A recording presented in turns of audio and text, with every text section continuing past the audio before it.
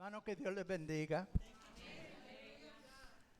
Gloria a Dios. Vamos a buscar inmediatamente en nuestras Biblias, en el Evangelio según San Juan, el capítulo 21 y el versículo 15. Juan 21, 15.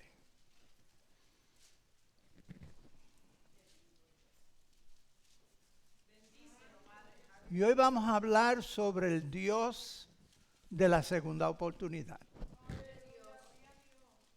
Aleluya. Juan capítulo 21, versículo 15.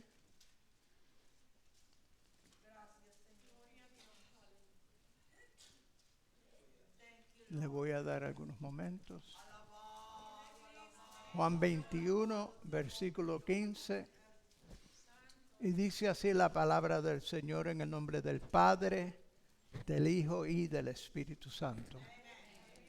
Cuando hubieron comido, Jesús dijo a Simón Pedro: Simón, hijo de Jonás, ¿me amas más que estos? Le respondió: sí, Señor, tú sabes que te amo. Él le dijo: apacienta mis corderos. Dios bendiga su preciosa palabra. Se pueden sentar. El versículo 14 de este capítulo nos muestra que esta fue la tercera vez que Jesús visitó a los discípulos después que había resucitado de entre los muertos. Y Él vino para abrir sus mentes a algunas de las enseñanzas que Él les había dado y también para darle algunas últimas instrucciones. Ellos estaban pescando y Jesús se acerca. Y habían pescado toda la noche y no habían alcanzado a coger ningunos peces. Y el Señor desde la orilla del agua les dice que echen su red al otro lado del barco. Y cuando hicieron esto, las redes se llenaron. Y dice el versículo 11 que consiguieron 153 peces. Ustedes saben, a veces no basta el esfuerzo humano. Hay muchas cosas que nosotros quisiéramos poder hacer, pero algunas veces nosotros no las podemos hacer por más que tratemos. Pero le servimos al Dios de lo imposible. El Dios que hace posible aquello que los hombres no pueden hacer. El Dios que cuando el hombre ha hecho todo lo que puede y ha fallado, Dios entra y Dios pone las cosas en su lugar. Ellos, reconociendo que era el Señor, vinieron y allí estaban unos peces sobre unas brasas y ellos comieron. Y luego, después de haber comido, como dice este versículo, Jesús se dirige a Simón Pedro. Pedro fue uno de los primeros discípulos que el Señor Jesús llamó. Su nombre era Simón, pero Jesús le puso el nombre de Pedro, que significa piedra. Él generalmente era considerado el líder de los discípulos después de Jesús. Era un hombre que tenía una fe genuina. En el capítulo 16 del libro de Mateo, cuando Jesús le pregunta a los discípulos: ¿quiénes dicen los hombres que yo soy? Dijeron: bueno, algunos dicen que eres el profeta, otros dicen que eres Elías. Y entonces Jesús le pregunta: ¿y ustedes quién dicen que yo soy? Y el que contestó fue Pedro. Y le dijo: tú eres el Cristo, el Hijo del Dios viviente. Y Jesús le dijo a Pedro en aquella ocasión que lo que él había dicho no se lo había revelado carne ni sangre, sino mi Padre que está en los cielos. Oiga, qué bueno es cuando alguien nos dice que Dios nos ha usado en alguna forma. Pero ustedes saben que hay un peligro con eso, y es que algunas veces la cabeza se nos pone muy grande. Pensamos que fuimos nosotros y no que fue Dios. Y no sé si algo así sucedió con Pedro. porque comenzó a confiar en sí mismo. Ustedes se acuerdan, esta mañana en la escuela dominical estábamos leyendo cuando él le dijo a Jesús: aunque todos los demás te dejen, yo te seguiré a la cárcel y aún moriré por ti. Y Jesús le contestó: Pedro, antes que el gallo cante me vas a negar 3 veces. Pedro creía que era un hombre valiente. Pedro creía que era un hombre fiel. Pedro creía que por sus propios esfuerzos él podía resistir. Pero la verdad es que sin él nosotros nada podemos hacer. Y aunque el Señor se lo advirtió, como leíamos esta mañana en Lucas 22, llegó el momento cuando Pedro negó al Señor 3 veces, allí al frente del Señor Jesús. Ahora yo quiero que usted se pregunte, ¿cómo se sentiría Pedro en aquellos momentos? ¿Cómo se sentiría Pedro cuando Jesús lo escuchó y lo vio que lo negó la 3ª vez? ¿Cómo se sentiría Pedro al reconocer que Jesús le había advertido lo que iba a suceder y él no lo había creído? Yo me imagino que se sentiría desconsolado. El libro de Lucas dice que él se fue llorando amargamente. Sin duda alguna, él se preguntaría: ¿qué pensará Jesús ahora de mí? Que le prometí tanto y fallé. Quizás pensaba: ahora Jesús no va a volver a confiar en mí. Ahora Jesús posiblemente me rechace y no quiera que yo continúe como uno de sus discípulos. Yo me imagino que Pedro aún se preguntaría: ya yo fallé una vez. Si vuelvo a seguir al Señor ahora que he resucitado, ¿podré serle fiel o volveré a fallar? Y fíjese, en Jesús sabía todas las cosas que estaban pasando por la mente de Pedro. Sabía que se sentía desconsolado, sabía que se sentía derrotado, sabía que se sentía deprimido. Y fíjese cómo Jesús lidia con Pedro. No le da terapia, no le da un buen consejo, no lo criticó, ni le dijo que lo perdonaba. La forma que Jesús bregó con esta situación es bien interesante.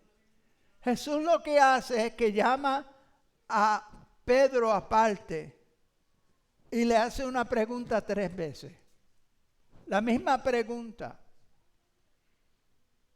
Simón, ¿me amas más que esto?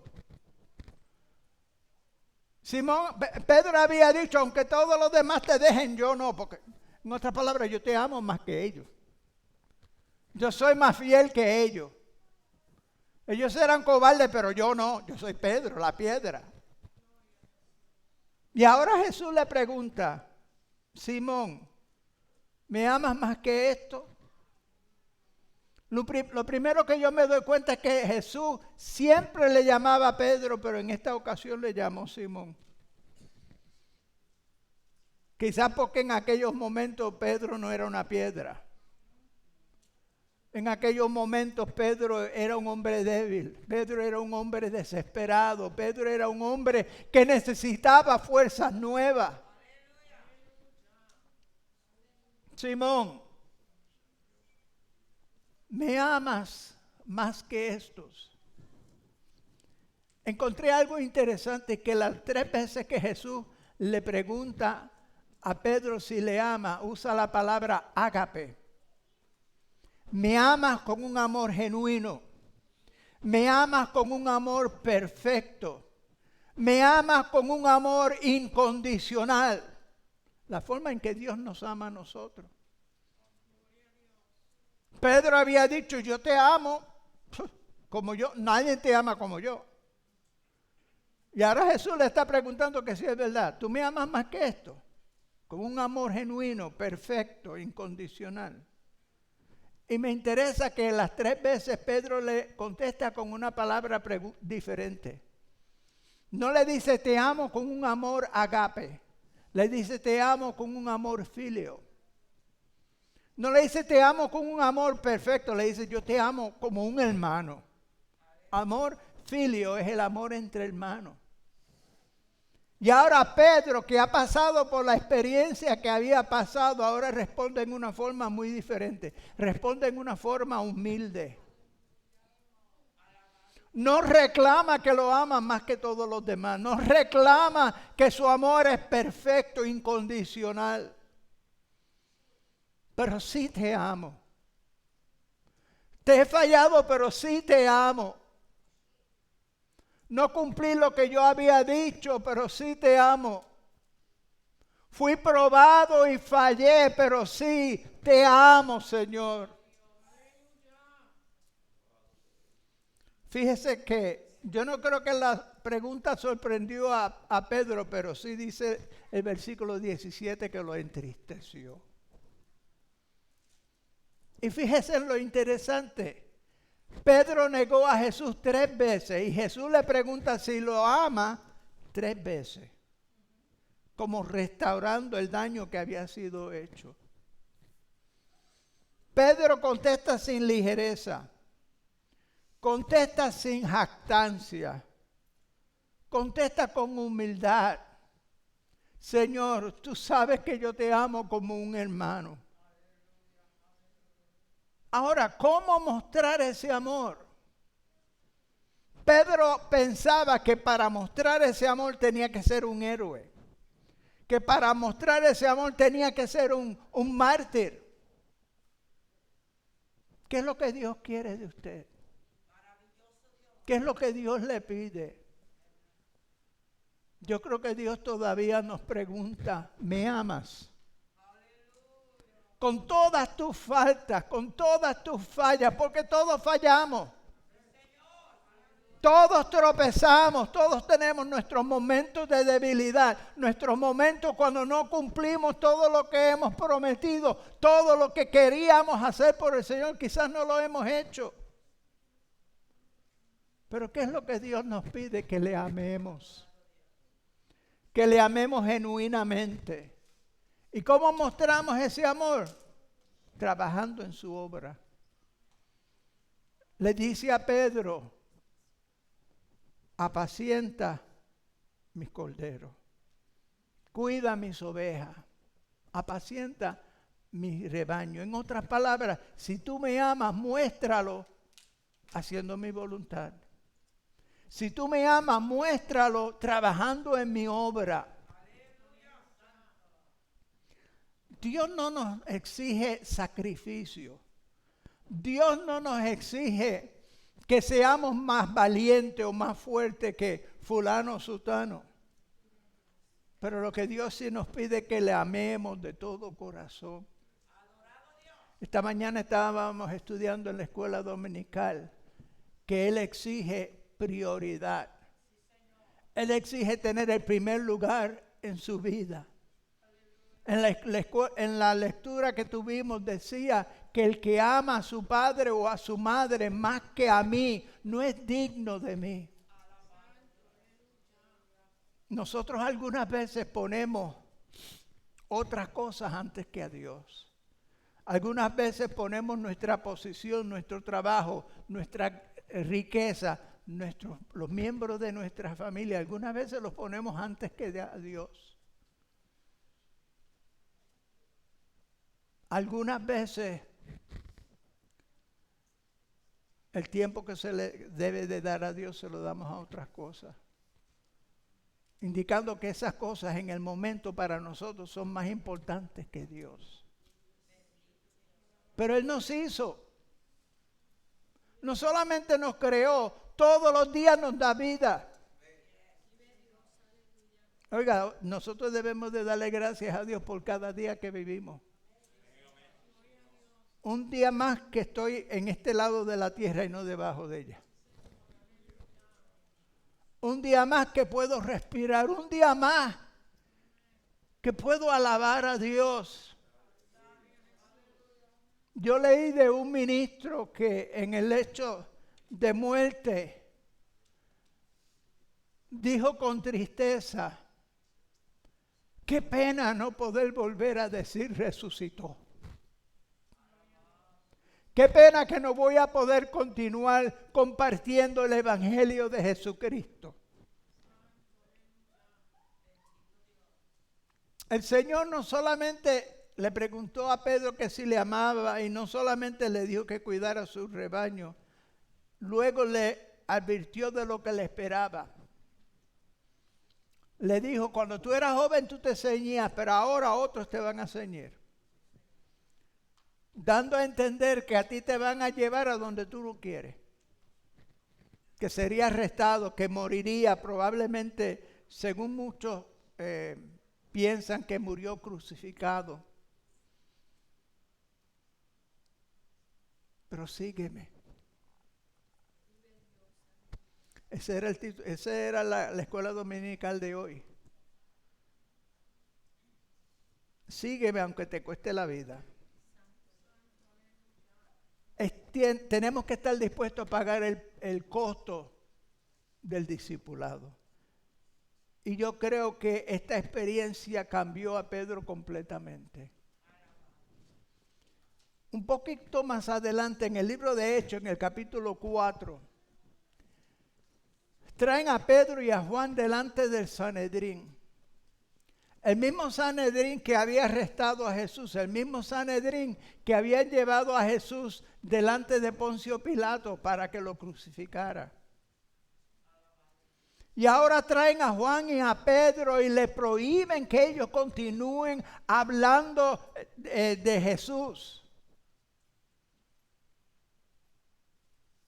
Pedro, el que pocas semanas antes había negado al Señor 3 veces, le dice al Sanedrín, juzguen ustedes si es más importante obedecer a Dios o a obedecer a los hombres. En otras palabras, nosotros vamos a obedecer a Dios y no importa lo que ustedes nos hagan. Ahora Pedro era el hombre que él había pensado que era antes, porque Dios lo había cambiado. Ahora estaba dispuesto a confrontar cualquier situación. Ahora no tenía miedo de decir que era cristiano. No tenía miedo de predicar el evangelio.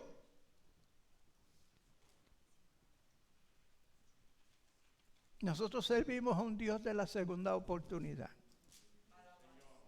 Y lo encontramos del principio de la Biblia, a través de la Biblia. Cuando Adán y Eva pecaron, el Señor fue en busca de ellos. Y le pregunta a Adán, Adán, ¿dónde tú estás? Aunque él sabía exactamente dónde estaba, pero era necesario entrevistarse con él. Y si ustedes se dan cuenta, en Génesis 3:15, el Señor le da a Eva la primera promesa del Mesías. Que habría uno de la simiente de la mujer que destruiría a la serpiente que representaba el diablo. El Señor tenía un profeta y lo mandó a Nínive a predicar. ¿Y saben lo que hizo Jonás? Tomó un barco en dirección opuesta. Se fue a Tarsis, huyendo de la misión que Dios le había dado. Pero ¿sabe lo que sucede? Capítulo 3, versículo 1. Dios le da a Jonás una segunda oportunidad para que entre a la ciudad, para que predique la palabra que Dios le había dado, de juicio que venía sobre la ciudad de Nínive. Cuando Jesús estaba en el huerto del Getsemaní, que estaba con los 3 discípulos más allegados a él, dice que 3 veces le dio a ellos la oportunidad para que oraran con él, mientras él iba un poquito más adelante para buscar la dirección directa del Padre. 3 veces, 3 oportunidades. Juan Marcos quería ministrar y salió con Pedro y Bernabé en el primer viaje misionero, pero cuando las cosas se pusieron un poquito interesantes, Juan Marcos volvió a su casa y los abandonó. Pero Dios le dio a Juan Marcos otra oportunidad. Y luego el mismo Pablo dice que le envíen a Juan Marcos porque le era útil en el ministerio. Y Dios le dio a Juan Marcos para que escribiera uno de los 4 evangelios. El Dios de la segunda oportunidad. Saulo de Tarso persiguió a la iglesia, pero Dios le dio otra oportunidad. El Señor Jesús nos deja una ilustración bella en el capítulo 15 del libro de Lucas, la historia del hijo pródigo, que le dio la espalda a su padre, malgastó todo lo que su padre le había dado, pero cuando regresa, su padre sale corriendo a donde él y lo recibe y lo restaura. Ese es el deseo de Dios para con nosotros. Como dije, todos nosotros fallamos en algún punto, en algún momento. Nos toca a nosotros reconocer nuestras fallas y nuestros errores. Y nos toca a nosotros acercarnos a Dios, quien ofrece restaurarnos y afirmarnos. Si ustedes se fijan en Isaías 1:18, el Señor dice, venid luego y estemos a cuenta. Si tus pecados fueren rojos como el carmesí, vendrán a ser como la blanca lana. Es el Dios de la segunda oportunidad. Es el Dios que quiere reconciliarnos con Él. Es el Dios que solo nos pide que le amemos y que trabajemos en su obra. Yo te aconsejo en este día, no importa lo que tú hayas hecho, no importa qué error hayas cometido, qué falla hayas tenido. Hoy puede ser un día de restauración para ti. Un día de una segunda oportunidad. Vamos a inclinar nuestro rostro.